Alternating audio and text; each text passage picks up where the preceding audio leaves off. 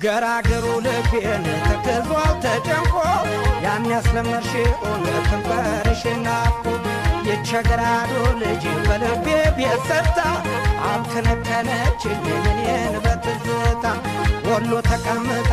በናፍቆት ሰው ቀጣች ምነው ግርግሯት ዘንድሮ በመጣች አርየባቡ